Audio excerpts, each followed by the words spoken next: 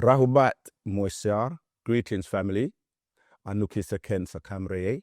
I am Seken Sakamreye. Once again, welcome to Ask Us 3 Questions. Remember, you can film yourself asking your three questions and upload them to osmvision.wetransfer.com and we'll get those answered for you. I must stress, even though we say ask us 3 questions and we say make them as succinct and as straightforward as possible, sometimes we do reject some questions if they're not filmed properly, if they're not decent. We have a worldwide audience, including children and so forth. So we would just ask that you be respectful and that your videos of good quality and that you do keep them short and succinct. And we would prefer 3 questions. Some people would ask 1 question that lasts 10 minutes. So we want to make sure that we communicate to you that it's important to ask the questions straightforwardly and directly so that we can give you the answers, all right, in the same manner. All right, so let's get into today's 3 questions. Hi, I've been watching your channel and I love your content. I appreciate the knowledge and information that you have provided and that you continue to provide. My first question, one of your recent videos I watched, you said that, and I've heard this before, that we choose our parents when we come to this realm or when we come to Earth. And you gave an example of, let's say, if someone wanted to be a football player, they would choose parents who were football players. But my question to you is, why would someone choose parents, abusive parents? I'm thinking of someone named Gabriel Fernandez, and he was just a child. He was tortured and abused by his parents. And a lot of children go through this. So what is the point and purpose of someone choosing parents, if that is a choice, who are abusive or who are not healthy mentally? And my next question would be... Okay, so the first question is regarding coming here from other realms, and it was mentioned previously that you choose your parents. Okay, so in the most part, you do. However, not everyone is here because they chose to come here. Some people have been casted here or quarantined here, okay? So we just wanted to make a slight kind of expound on that. So yes, on the most part, if you're coming back as part of your 24, originally it was 24, but now you have up to 24,000. If you're coming here as part of those reincarnations to perfect yourself so that you may progress onto the next levels or the next realms, then that will be when you're choosing parents that will aid you in that mission to fulfill your purpose. However, there are people who, as I said, have been cast down here. So, for example, when you read in the book of Revelations, for example, about, the war in the heavens in Revelation 12:7, where he's talking about Michael and his angels fought against the dragon and his angels, and they were cast down here, all right? Then you have other beings that come here through portals, gateways, etc. So I think it's worth clarifying that there are different ways of coming here. And also, finally, when you come here, sometimes you're coming here to experience, right, something as part of what people refer to as karma. So depending on what you did in a previous life, you may have to come and experience that.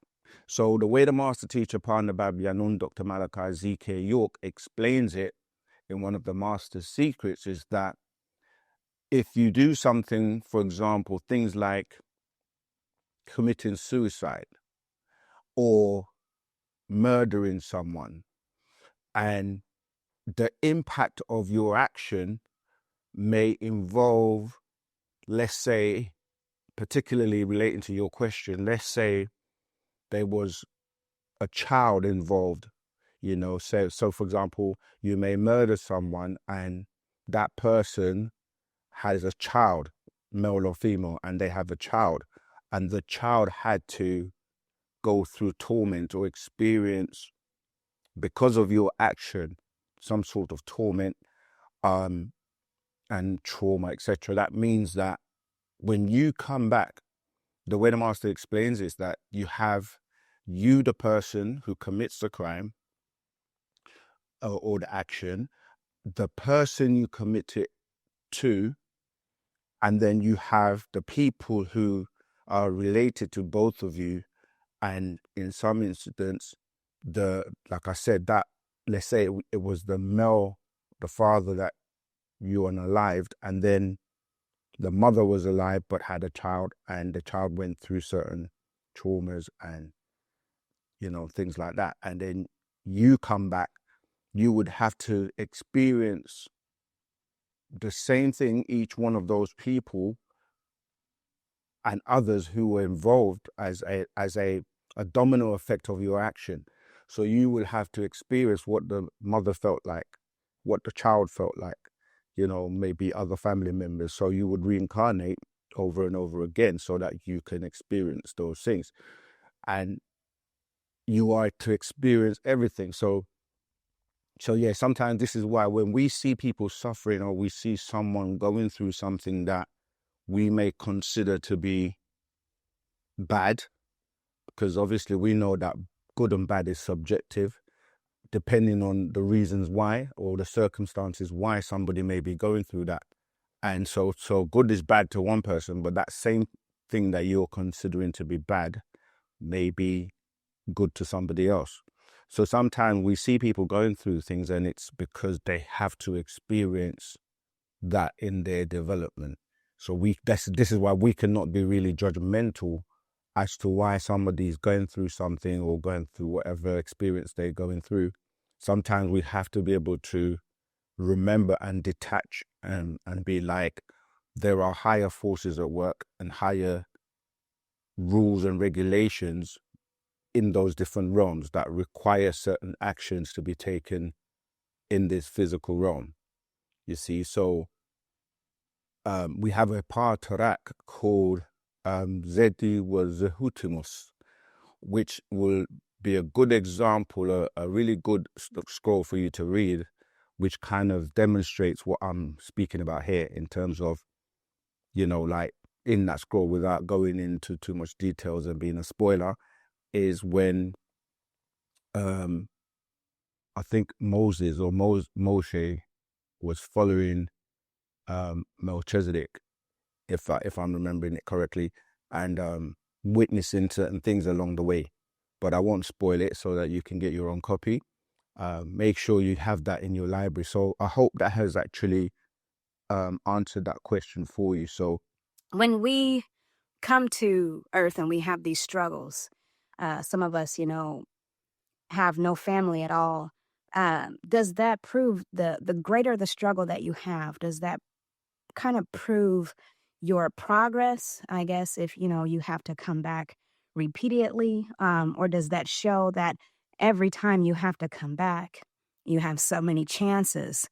And every time you come back, does it get more challenging to pass? Is that the test? That it has to be more of a challenge?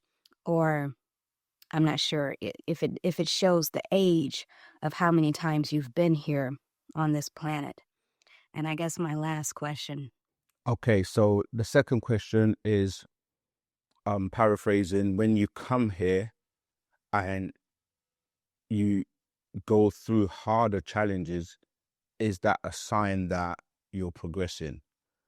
The first part relating to not having family, that's important, and it relates to your first question as well, because when we say you come back and have to come back through the bloodline or family, you have to remember that although you have family that's close, as in your immediate family, when you go back in time, your family goes on for generations and generations and generations, which you may not even know the other people on the planet that are part of your family lineage in terms of the generations in other parts of the world.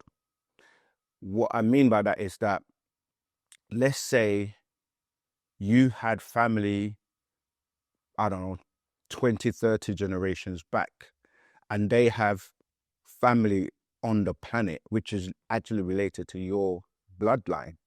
And then you come out, because people will be like, I come out and I have no family. But if you went all the way back to the common ancestry, we would all be family and related to that first person.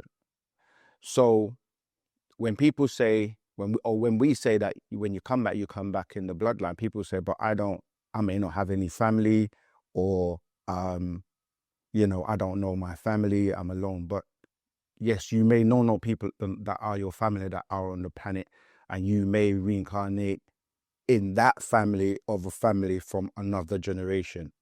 I hope that makes sense. But in terms of, is it showing that you are progressing? Yeah, the harder the challenge, it actually is preparing you for bigger and greater things, because you don't actually know your potential. And the master teacher has got a scroll called Your Potential. For newcomers to Wu-Sabat, these are the types of scrolls that you should really read as a foundation. The Mind is another one. Your Potential is another one. And then obviously those two scrolls, the mind is obviously very important, because your mind is what's responsible for your actions. And by changing your mind, you can change your life, changing the habits, changing the things that you do. So taking, not necessarily control, but being aware and working in harmony with your mind is the best way to eradicate 6 ether forces, foreign thoughts, and anything that hinders your progress. So it's about being aware of the mind. And then of course your potential means that you have been limited in many ways without your consent or even knowing about it. So you really have no idea of what you're capable of or what you can do. So by pushing you with the challenges, you hear many people on the internet saying things like the chosen one, they go through so much. And that's true to a certain extent, because you have to be able to deal with everybody and everything. So your experiences, and this is what the master kind of did with us by subjecting us through living the, the monotheistic religions that most people are caught up in. So when we were being put through the school of Islam, for example, we did everything to the letter according to the scriptures, or the Quran, that is the book they claim is from Allah, right? So most people, for example, in Islam will know about 5 prayers. We were doing there were 2 others. So you had the mandatory one and you had some obligatory ones. So we did 7, not the 5. And we dressed the way you're described to dress in the Quran. We literally practice everything to the letter, and fasting, etc., etc. So it becomes real to you when you experience something. And it's the same when we went through the other schools as well, whether it was Judaism, Christianity, etc., etc. So that means that he was preparing us to be able to do the work we do today. And back then, most people may have looked at it like, oh, this is, harsh or challenging or whatever. But now when you're able to go to the world and help millions and different people from different walks of life, answering questions to get their mind right, because like I said, the mind has been affected to the point where people have got mental issues, maybe not to the extremeness of, mental health, but get, these belief systems that have got your mind trapped. So you're able to help many people all around the world, answering questions to help them free from that, to be freed from that bondage. Okay, so yeah, that's basically telling you that the challenges just make you stronger. They say what doesn't kill you makes you stronger, right? That's what they say. All right, let's move on to the last question. For this would be, how can we begin to decipher our dreams to tell us, is there a way of knowing how long we have been here or how many chances that we have? Because if you are on your last leg, if you are on your last chance, how will you know that this is it? Is there a way of knowing that this is it? So thank you. Okay, so the last question is, how do you decipher your dreams? And if you were on your last chance of the perhaps 24,000 chances, how would you know? Let me address that going backwards.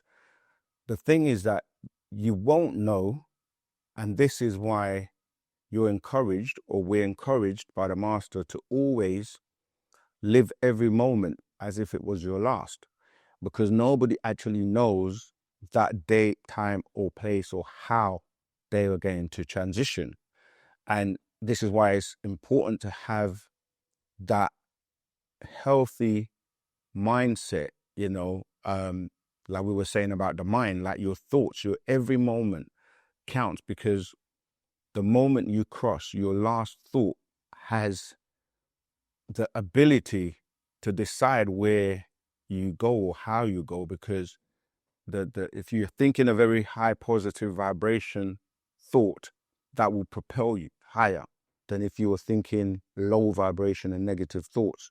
This is why it's important to always be mindful and aware of your thoughts, because your thoughts, together with your energy centers, many know as the chakras, they help to vibrate and give you your energy field or your aura. So yes, your thoughts are very important, and because you don't know if it's your last time or even when you're going to go, it's important to constantly have that positive mindset, be on the guard, or on your guard, to protect yourself, your beings, from negative thoughts, negative beings, negative emotions, etc., etc. And so the other part of the question, okay, so the first part of that was how do you decipher your dreams? So no one else can decipher your dreams for you unless they were in the dream with you. But before we get into the details of that, you have to remember, what are you calling a dream? Because there are different types of dreams, and people will mix them up because of the confusion that many religions, etc., have put on your mind. So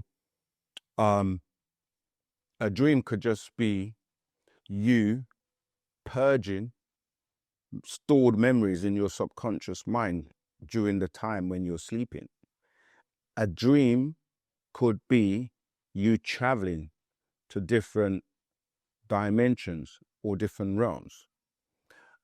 What people call a dream could be a vision, and what people call vision sometimes could be dreams.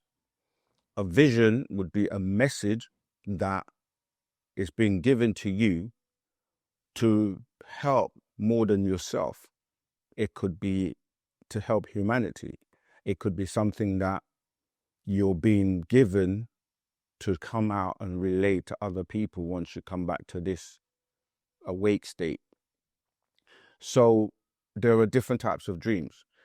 Things like nightmares and, the way you feel when you're going through some of these dreams are possibly movies, horror movies, or situations you've been in that have caused you distress or some kind of trauma.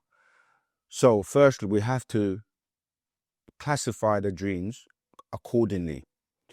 if you are traveling to, say, different dimensions or different realms, and you're meeting entities, because there are different entities that exist on the different realms and the different dimensions that you may come in contact with. And so the best way to help you is to document everything by getting a diary, a notepad. So you should keep, a notepad, a pen, and something next to your bed, so that you can try as much as possible to document everything. And over a time period, you will be able to realize and notice which dreams you will basically decipher it for yourself, because you will then relate incidences and events and things that happened in your physical conscious state, and then you can literally map it out. And then there will be some where it may take another incident or a few more incidents to help you decipher. So if you document every day, every time, put the date, the time, what happened, then go back and go, oh, that day we went maybe to a gathering or a party or something, and this happened and that happened. And then when you when you read back what you recorded of your dream, you'll be able to decipher it and find out, okay. Because there have been times when, let's say, you are in a situation with, let's say somebody's driving a car and you're a passenger and they're driving really fast, and you feel uncomfortable, or you feel that sense of, they might have an accident, but you don't say anything, but you kind of keep that to yourself for whatever reason. Maybe you don't want to offend the person or whatever, but, maybe days or weeks later, you might have the dream and you may have been in a car accident in that dream.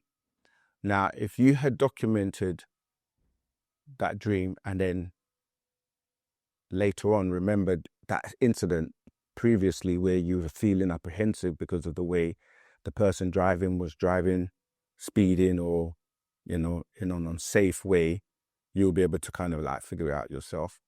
So it all depends on the dream, and it depends on what's going on in your life, or has gone on in your life, presently or past. And but again, as Nagaru, 9 ether beings, we can travel back in time and forward in time, because of the way time is, not the way you've been given a clock to think that time is moving in one direction. It's more a spiral, and this is why one of the examples I give is using a winding staircase that goes up. So you can, when you're at the bottom of the first step, you can see the ones at the top. Those will be like going into the future, and the ones that are behind would be going into the past. So although you can step back to the step previously to one in front, you can also go to the one in front and come back to the one you're at that particular moment. So you can travel back and forth in what is considered time, and meet beings, have encounters, and sometimes you have these entities that I mentioned before that exist on these realms that will send you messages whilst you're in that, what you're calling an unconscious state, to your subconscious. You record it, you wake up. In addition, you have a counterpart that is in the other realm. So when you're awake, they're asleep. When they're asleep, you're awake, and you share information between you because you access the same storage device, for a lack of a better word. So yeah, so those are your 3 questions answered, and we're very happy to receive questions from you guys. So if you have 3 questions and you would also like to get them answered, then film yourself asking the 3 questions, upload them to osmvision.wetransfer.com.